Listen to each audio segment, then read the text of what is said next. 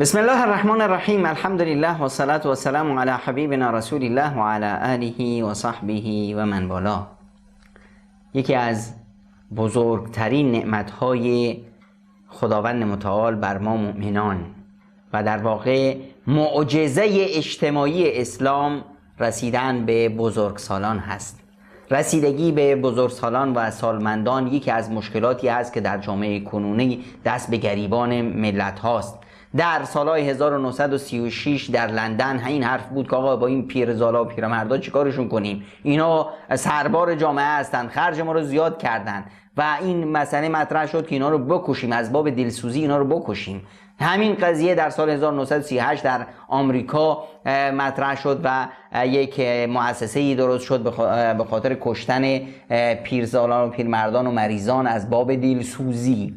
بعد از اینکه در همین افراد اومدن پیرا اومدن حکومت‌ها رو به دست گرفتن، در بزرگسالان در این کشورها بودن، خب بعد قضیه خانه سالمندان مطرح شد که بیاییم خانه سالمندان درست کنیم، در حالی که ما در اسلام چیزی به نام خانه سالمندان در عموم جامعه اسلامی نداشتیم. تنها در بعضی استثناها، در اونجایی که مثلا غیر مسلمان‌ها زیاد بودند، در اونجایی که استثناهای شاذ در جامعه اسلامی زیاد بود، ما یک خانه‌های سالمندانی داشتیم که بهش میگفتن به اصطلاح در مغرب به اصطلاح وقف مکناس رو داشتیم، در فلسطین اوقافی داشتیم که این اوقاف وظیفه‌شون این بود که به همین ناتوانان و به اصطلاح کمک کنند، حقوق داشتند از این اوقاف و لباسشون، خورد و خوراکشون، دارو و درمانشون، همه از اینها تأمین میشد.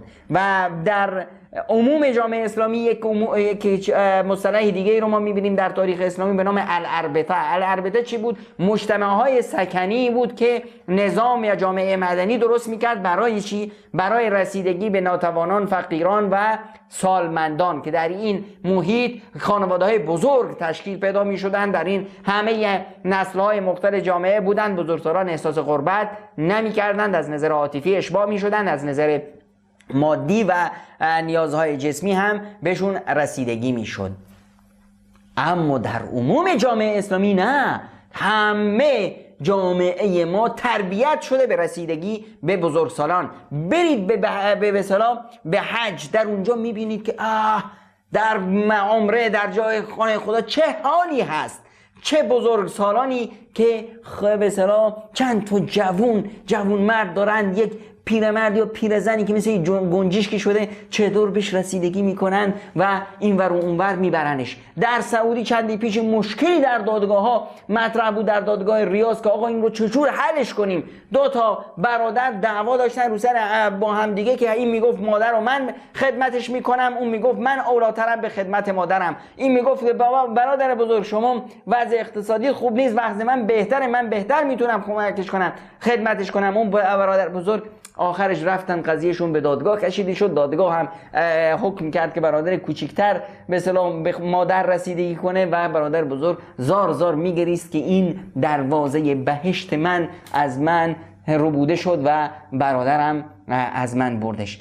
پس اینی که رسیدگی به بزرگسالان چقدر پیش ما مسلمون ها حائز اهمیت هست و ما بهش احترام گذاشتیم و این خداوند متعال این فرصت رو به ما داد و رسول اکرم صلی الله علیه وسلم میفرمایند لیس منا من لم یوقر کبیرنا، که از ما نیست کسی که توقیر بزرگ ما رو نمیکنه، بسیار بزرگسال ما رو بهش رسیدگی نمیکنه. توقیر یعنی احترامش، یعنی برابر کردن نیازهای اقتصادیش، یعنی برابر کردن نیازهای عاطفیش، یعنی دید و بازدیدش، یعنی اینی که نگذاریم احساس تنهایی کنه، احساس درماندگی کنه، احساس ناتوانی کنه و احساس نیاز کنه. باید این فرصت رو ازش استفاده کنیم که در خانه ما، در همسایگی ما، در فامیل ما، در شهر ما بزرگانی هستند و ما از راه اونها خدا رو کسب کنیم و بدونیم که خدا و پیامبر اکرم صلی الله علیه و سلم میفرمایند که ان من اجلال الله،